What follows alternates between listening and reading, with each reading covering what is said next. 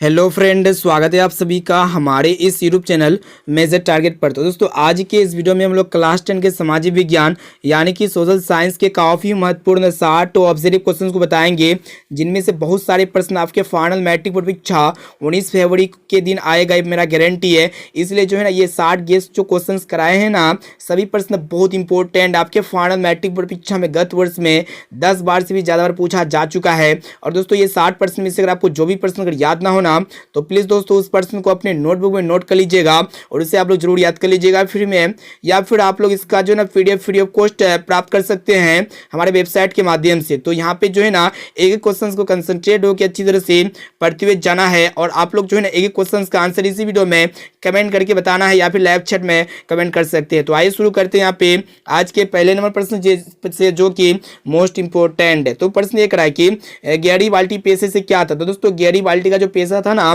नाविक था, यानी कि यहाँ पे ऑप्शन डी यहाँ पे बिल्कुल सही उत्तर हो जाएगा। चलिए देखते हैं यहाँ पे दूसरा प्रश्न क्या करा है कि जर्मन राइन राज्य का निर्माण किसने किया था। ये भी प्रश्न जो है ना बहुत ही महत्वपूर्ण है। तो दोस्तों, जर्मन राइन राज्य का जो निर्माण किया था ना, नेपोलियन बोनापार्ट ने किया था। इसे आप लोग को याद रखना है। यहाँ पे ऑप्शन बी जो है ना बिल्कुल सही उत्तर हो जाएगा। अब आइए दोस्तों देखते हैं यहाँ पे तीसरा प्रश्न क्या करा है कि जालवारिन कैसी संस्था थी। तो दोस्तों, ये जालवारिन जो है ना, ये व्यापारियों की संस्था थी। इसे आप लोग को याद रखना है। ऑप्शन बी यहाँ पे करेक्ट आंसर हो जाएगा। अब आइए दोस्तों देखते हैं यहाँ पे 4 नंबर प्रश्न ये करा है कि रक्त एवं लोह की नीति का अवलंबन किसने किया था। तो दोस्तों, रक्त एवं लोह की नीति का जो अवलंबन किया था ना, बिस्मार्क ने किया था। ऑप्शन सी यहाँ पे हमारा बिल्कुल सही उत्तर हो जाएगा। चलिए देखते हैं यहाँ पे 5 नंबर प्रश्न क्या करा है कि इटली एवं जर्मनी के एकीकरण के विरुद्ध निम्न में कौन था। तो दोस्तों, इटली एवं जर्मनी के एकीकरण के विरुद्ध जो है ना कौन था, ऑस्ट्रेलिया था। इसे आप लोग को याद रखना है। और दोस्तों, इटली एवं जर्मनी की वर्तमान में किस महादेश के अंतर्गत आते हैं। तो दोस्तों, इटली एवं जर्मनी वर्तमान में जो है ना यूरोप महादेश के अंतर्गत आते हैं। इसे आप लोग को याद रखना है। अब आइए दोस्तों देखते हैं छठा प्रश्न क्या करा है कि काउंट काबुर को विक्टर एमेनुअल ने किस पद पर नियुक्त किया। मोस्ट इंपोर्टेंट है। तो यहाँ पे आप लोग को बता देना है कि काउंट काबुर को विक्टर एमेनुअल ने किस पद पर नियुक्त किया। तो दोस्तों, प्रधानमंत्री के पद पर नियुक्त किया। ऑप्शन सी जो है ना यहाँ पे हमारा बिल्कुल सही उत्तर हो जाएगा। चलिए देखते हैं यहाँ पे क्वेश्चन से कराए कि निम्नलिखित में से किसे साम्यवाद के संस्थापक के रूप में माना जाता है। तो दोस्तों, यहाँ पे देखिएगा, यहाँ पे आप लोग को बता देते हैं साम्यवाद के संस्थापक के रूप में जो है ना किसे माना जाता है, कार्ल मार्क्स को माना जाता है। ऑप्शन डी बिल्कुल सही उत्तर हो जाएगा। और दोस्तों, कार्ल मार्क्स का जन्म जो है ना कहाँ पे हुआ था, जर्मनी में हुआ था। इसे आप लोग को याद रखना है। चलिए देखते हैं यहाँ पे क्वेश्चंस काफी महत्वपूर्ण है। एक एक क्वेश्चंस को अच्छी तरह से याद करते हुए जाना है। तो यहाँ पे आप लोग बताना है कि दास कैपिटल का प्रकाशन किस वर्ष हुआ था। तो दोस्तों, दास कैपिटल का जो प्रकाशन हुआ था ना, सन 1867 ईस्वी में हुआ था। ऑप्शन सी जो है ना बिल्कुल सही उत्तर हो जाएगा। अब आइए दोस्तों देखते हैं यहाँ पे नेक्स्ट क्वेश्चन क्या करा है कि रूस की बोल्शेविक क्रांति का नेतृत्व किसने किया। तो दोस्तों, रूस की बोल्शेविक क्रांति का जो नेतृत्व किया था ना, लेनिन ने किया था। ऑप्शन सी बिल्कुल सही उत्तर हो जाएगा। और दोस्तों, ये लेनिन की जो मृत्यु हुई थी ना, 1924 ईस्वी में हुई थी। साथ में से भी आप लोग को याद रखना है। चलिए देखते हैं यहाँ पे क्वेश्चन से करा है कि खूनी रविवार किसे कहा जाता है। तो दोस्तों, खूनी रविवार जो है ना 1905 ईस्वी के रविवार को कहा जाता है। ऑप्शन सी जो है ना बिल्कुल सही उत्तर हो जाएगा। चलिए देखते हैं यहाँ पे क्वेश्चन से करा है कि वियतनाम में टोकन फ्री स्कूल की स्थापना कब हुई थी। तो दोस्तों, वियतनाम में टोकन फ्री स्कूल की जो स्थापना हुई थी ना, 1907 में हुई थी। यानी कि यहाँ पे ऑप्शन ए जो है ना बिल्कुल सही उत्तर हो जाएगा। और दोस्तों, वियतनाम का एकीकरण कब पूर्ण हुआ था। तो दोस्तों, 1975 ईस्वी में जो है ना वियतनाम का एकीकरण पूर्ण हुआ था, यानी कि पूरा हुआ था। चलिए देखते हैं यहाँ पे नेक्स्ट क्वेश्चन, जो कि मोस्ट इंपोर्टेंट है कि अंकरवाट के मंदिर का निर्माण किस शासक के द्वारा करवाया गया। तो दोस्तों, अंकरवाट के मंदिर का निर्माण जो है ना किस शासक के द्वारा करवाया गया था। दोस्तों, सूर्यवर्मन द्वितीय के द्वारा करवाया गया था। इसे आप लोग को याद रखना है। और दोस्तों, अंकरवाट का मंदिर कहाँ है। तो दोस्तों, काम्बोडिया में है, जिसमें भगवान विष्णु की पूजा की जाती है, और ये बहुत ही फेमस मंदिर है। अब चलिए दोस्तों देखते हैं यहाँ पे क्वेश्चंस मोस्ट इंपोर्टेंट है। देखिएगा क्वेश्चन से कराए कि the history of the loss of Vietnam किसने लिखा। तो यहाँ पे आप लोग को बताना है कि the history of the loss of Vietnam के लेखक कौन है। तो दोस्तों, फान बोई चाव है। इसे आप लोग को याद रखना है। यहाँ पे ऑप्शन बी जो है ना बिल्कुल सही उत्तर हो जाएगा। चलिए देखते हैं यहाँ पे क्वेश्चन से कराए कि मार्च 1946 में फ्रांस व वियतनाम के बीच होने वाला समझौता को किस नाम से जाना जाता है। तो दोस्तों, मार्च 1946 में फ्रांस और वियतनाम के बीच जो हुआ था समझौता ना, इसे हम लोग हनवी समझौता के नाम से जानते हैं। यहाँ पे ऑप्शन बी जो है ना बिल्कुल सही उत्तर हो जाएगा। अब चलिए दोस्तों देखते हैं यहाँ पे क्वेश्चंस मोस्ट इंपोर्टेंट है। यहाँ पे आप लोग को बताना है कि जालियांवाला बाग हत्याकांड किस तिथि को हुआ। तो दोस्तों जालियांवाला बाग का हत्याकांड जो हुआ था ना 13 अप्रैल 1919 में हुआ था। यहाँ पे ऑप्शन ए जो है ना बिल्कुल सही उत्तर हो जाएगा। अब आइए दोस्तों देखते हैं यहाँ पे क्वेश्चन से एक राय कि लखनऊ समझौता किस वर्ष हुआ। तो दोस्तों लखनऊ समझौता जो ना 1916 में हुआ था, इसे आप लोग को याद रखना है। चलिए देखते हैं यहाँ पे कि वृत्त क्षेत्र में जल की उपस्थिति के कारण ही पृथ्वी को कहते हैं, मोस्ट इंपोर्टेंट है। तो यहाँ पे देखिएगा कि वृत्त क्षेत्र में जल की उपस्थिति के कारण ही पृथ्वी को जो है ना हम लोग नीला ग्रह कहते हैं, इसे आप लोग को याद रखना है। यहाँ पे ऑप्शन बी जो है ना बिल्कुल सही उत्तर हो जाएगा। अब चलिए देखते हैं यहाँ पे क्वेश्चन से रहा है कि बिहार में अति जल दोहन से किस तत्व का संकेंद्र बढ़ा है। तो दोस्तों बिहार में अति जल दोहन से जो है ना यहाँ पे आर्सेनिक तत्व का संकेंद्र बढ़ गया है। ऑप्शन नंबर सी जो है ना बिल्कुल सही उत्तर हो जाएगा। अब चलिए दोस्तों देखते हैं यहाँ पे क्वेश्चंस जो कि काफी महत्वपूर्ण है कि प्राणियों के शरीर में कितना प्रतिशत जल की मात्रा निहित होती है। तो दोस्तों प्राणियों के शरीर में जल की यहाँ पे जो है ना कितना प्रतिशत जल की मात्रा निहित होती है। तो दोस्तों 65% जल की मात्रा होती है प्राणियों के शरीर में, इसे आप लोग को याद रखना है। चलिए देखते हैं यहाँ पे क्वेश्चन से रहा है कि प्राकृतिक संसाधनों के संरक्षण हेतु 1968 ईस्वी में कौन सा कन्वेंशन हुआ था। मोस्ट इंपोर्टेंट है। तो यहाँ पे आप लोग को बताना है कि प्राकृतिक संसाधनों के संरक्षण के लिए 1968 में जो कन्वेंशन हुआ था ना, अफ्रीकी कन्वेंशन हुआ था। ऑप्शन नंबर ए जो है ना बिल्कुल सही उत्तर हो जाएगा।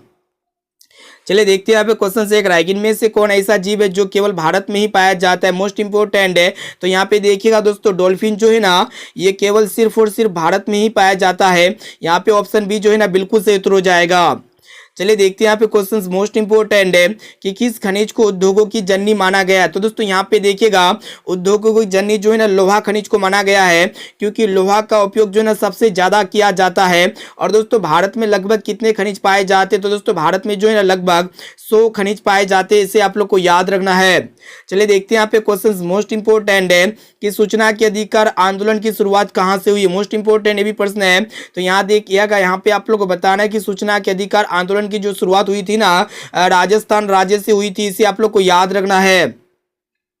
चलिए देखते हैं यहाँ पे क्वेश्चंस मोस्ट इंपोर्टेंट है कि सूचना के अधिकार संबंधी कानून कब बना। तो दोस्तों सूचना के अधिकार संबंधी जो कानून बना था ना 2005 में बना था, इसे आप लोग को याद रखना है। ये भी प्रश्न जो है ना मोस्ट इंपोर्टेंट है।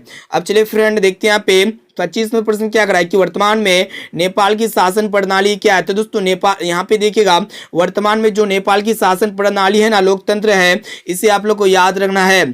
चलिए देखते हैं यहाँ पे क्वेश्चन मोस्ट इंपोर्टेंट है कि भारतीय जनता पार्टी की स्थापना कब हुई, यानी कि बीजेपी की स्थापना कब हुई थी। तो दोस्तों कब हुई थी, यहाँ पे 1980 ईस्वी में हुई थी। ऑप्शन बी जो है ना बिल्कुल सही उत्तर हो जाएगा। चलिए देखते हैं यहाँ पे क्वेश्चन से है कि भारतीय जनता पार्टी का चुनाव चिन्ह क्या है। तो दोस्तों भारतीय जनता पार्टी यानी कि बीजेपी का जो चुनाव चिन्ह है ना कमल का फूल है, इसे आप लोग को याद रखना है। और दोस्तों ये हाथ का पंजा जो है ना कांग्रेस पार्टी का चुनाव का चिन्ह है, साथ में इसे भी आप लोग को याद रखना है। चलिए देखते हैं यहाँ पे क्वेश्चन काफी महत्वपूर्ण है कि किसके नेतृत्व में 1977 में जनता पार्टी की सरकार का गठन हुआ था। तो दोस्तों मोरारजी देसाई के नेतृत्व में 1977 में जनता पार्टी की सरकार का गठन हुआ था। ऑप्शन ए जो है ना यहाँ पे हमारा बिल्कुल सही उत्तर हो जाएगा। अब आइए दोस्तों देखते हैं यहाँ पे 29 नंबर प्रश्न को देखिएगा। क्वेश्चन से है कि बहुजन समाज पार्टी के संस्थापक कौन थे। तो दोस्तों बहुजन समाज पार्टी के जो संस्थापक थे ना मोरारजी देसाई थे, या यहाँ पे अंबेडकर जी थे, या फिर काशीराम थे, या फिर मायावती थे, या फिर रामविलास पासवान थे। दोस्तों बहुजन समाज पार्टी के जो संस्थापक थे ना काशीराम थे। ऑप्शन बी यहाँ पे हमारा बिल्कुल सही उत्तर हो जाएगा। चलिए देखते हैं यहाँ पे 30वां प्रश्न क्या करा है कि भारत की आर्थिक व्यवस्था है। तो दोस्तों भारत की जो आर्थिक व्यवस्था है ना मिश्रित है, इसे आप लोग को याद रखना है। यहाँ पे ऑप्शन सी जो है ना बिल्कुल सही उत्तर हो जाएगा। तो दोस्तों जैसा कि आप लोग को पता है कि आज के इस वीडियो में हम लोग क्लास 10 के सामाजिक विज्ञान के काफी महत्वपूर्ण है 60 ऑब्जेक्टिव क्वेश्चन को बता रहे हैं, जिनमें से आप लोग के 19 फरवरी के एग्जाम में बहुत सारे प्रश्न है 100% लड़ेगा। इसलिए जो है ना एक एक क्वेश्चन को अच्छी तरह से याद करते हुए जाना है। और दोस्तों जो भी स्टूडेंट अभी तक वीडियो को लाइक नहीं किया ना, तो प्लीज दोस्तों फटाफट से वीडियो को लाइक कर दीजिएगा।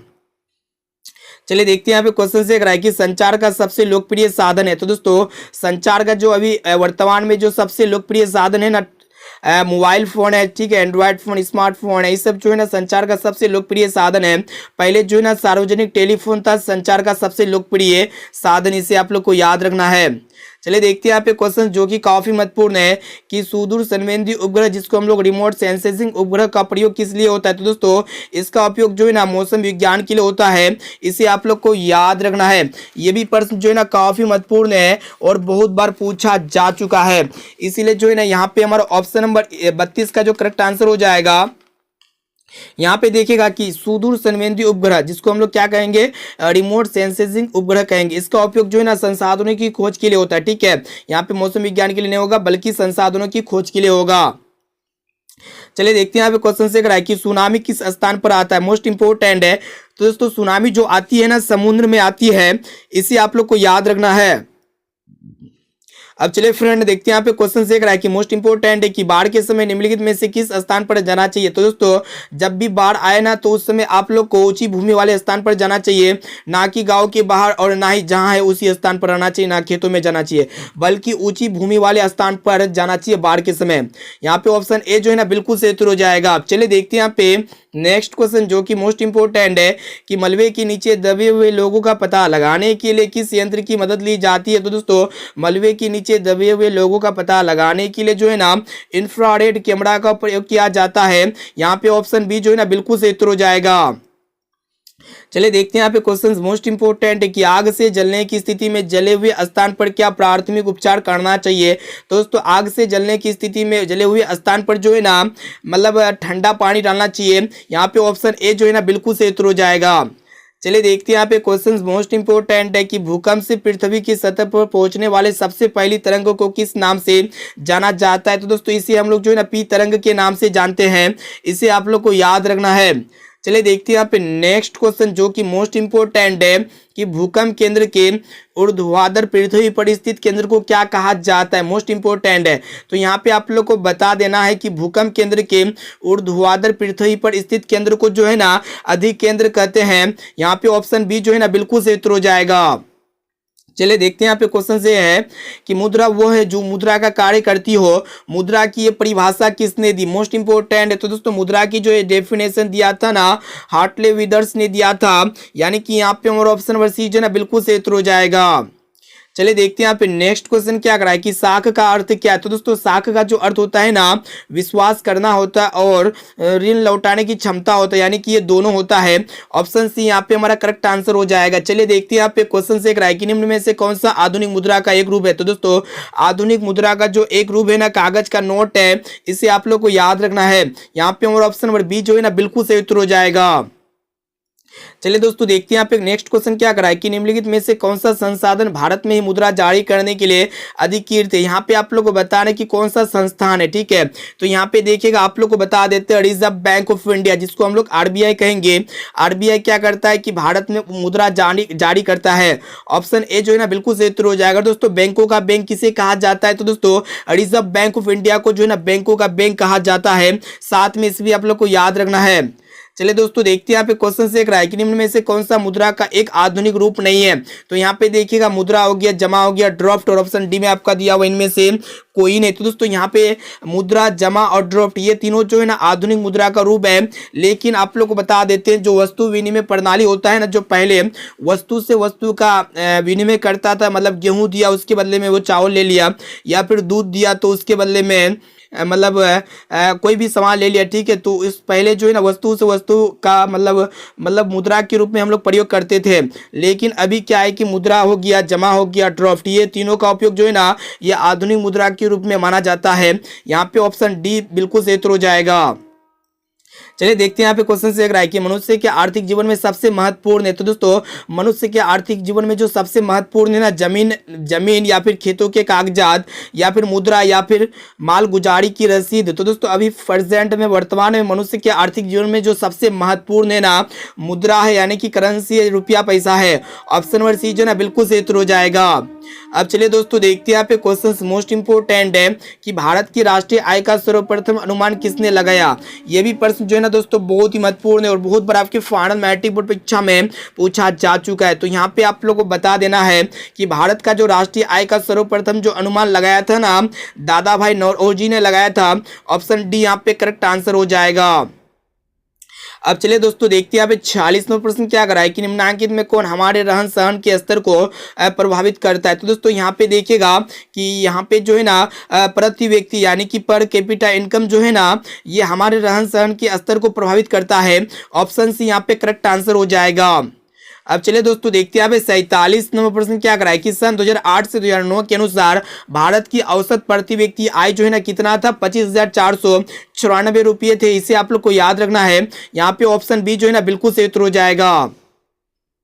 चलिए देखते हैं यहाँ पे क्वेश्चंस काफी महत्वपूर्ण है कि फुट डालो और राज करो की नीति अपनाई, यानी कि किसने जो है ना फुट डालो और राज करो की नीति अपनाई। तो दोस्तों अंग्रेजों ने अपनाई। और दोस्तों भारत में अंग्रेज जो है ना 200 वर्ष शासन किए, इसे आप लोग को याद रखना है, काफी महत्वपूर्ण है। चलिए देखते हैं यहाँ पे क्वेश्चन मोस्ट इंपोर्टेंट है कि प्रत्यक्ष कर के अंतर्गत निम्न में से किसे शामिल किया जाता है। तो दोस्तों प्रत्यक्ष कर के अंतर्गत जो है ना आय कर को शामिल किया जाता है। ऑप्शन ए यहाँ पे हमारा बिल्कुल सही उत्तर हो जाएगा। चलिए देखते हैं यहाँ पे क्वेश्चंस मोस्ट इंपोर्टेंट है कि किस क्षेत्र को द्वितीय क्षेत्र कहा जाता है। तो दोस्तों आप लोग को बता देते हैं कि उद्योग क्षेत्र को जो है ना द्वितीय क्षेत्र कहा जाता है, और प्राथमिक क्षेत्र कृषि क्षेत्र को कहा जाता है, और दोस्तों तृतीय क्षेत्र को सेवा क्षेत्र कहा जाता है। साथ में इसे भी आप लोग को याद रखना है। चलिए दोस्तों देखते हैं यहाँ पे नेक्स्ट क्वेश्चन क्या कराए कि किस क्षेत्र को तृतीय क्षेत्र कहा जाता है। तो दोस्तों सेवा क्षेत्र को जो है ना तृतीय क्षेत्र कहा जाता है। यहाँ पे देखिएगा कि लोकतंत्र की सफलता निर्भर करती है। तो दोस्तों लोकतंत्र की जो सफलता निर्भर करती है ना किस पर करती है। तो दोस्तों यहाँ पे देखिएगा ऑप्शन सी में आपका दिया हुआ नागरिकों की विवेकतापूर्ण स्वाभाविकता पर जो है ना लोकतंत्र की सफलता निर्भर करती है। ऑप्शन सी यहाँ पे हमारा बिल्कुल सही उत्तर हो जाएगा। चलिए देखते हैं यहाँ पे क्वेश्चन से कराए कि 15वीं लोकसभा चुनाव से पहले लोकतंत्र में महिलाओं की भागीदारी जो थी ना कितना प्रतिशत थी। तो दोस्तों 10% थी। इसे आप लोग को याद रखना है। यहाँ पे ऑप्शन ए जो है ना बिल्कुल सही उत्तर हो जाएगा। चलिए देखते हैं यहाँ पे क्वेश्चन से कराए कि लोक जनशक्ति पार्टी का चुनाव चिन्ह क्या है। तो दोस्तों लोक जनशक्ति पार्टी का जो चुनाव चिन्ह है ना बंगला है, इसे आप लोग को याद रखना है। यहाँ पे ऑप्शन सी बिल्कुल सही उत्तर हो जाएगा। देखिएगा क्वेश्चन से कराए कि वर्तमान में भारत में कितने केंद्र शासित प्रदेश है। तो दोस्तों अभी प्रेजेंट में मतलब भारत में जो है ना 8 केंद्र शासित प्रदेश है। यहाँ पे ऑप्शन सी जो है ना बिल्कुल सही उत्तर हो जाएगा, ना कि यहाँ पे जो है ना प्रेजेंट में वर्तमान में भारत में केंद्र शासित प्रदेश कितना होना चाहिए, 9 होना चाहिए। ठीक है, यहाँ पे 9 होगा। ऑप्शन बी जो है ना बिल्कुल सही उत्तर हो जाएगा। चलिए देखते हैं यहाँ पे क्वेश्चन से कराए कि निम्नलिखित में से केंद्र शासित प्रदेश है। तो दोस्तों यहाँ पे चंडीगढ़ जो है ना ये केंद्र शासित प्रदेश है। ऑप्शन सी बिल्कुल सही उत्तर हो जाएगा।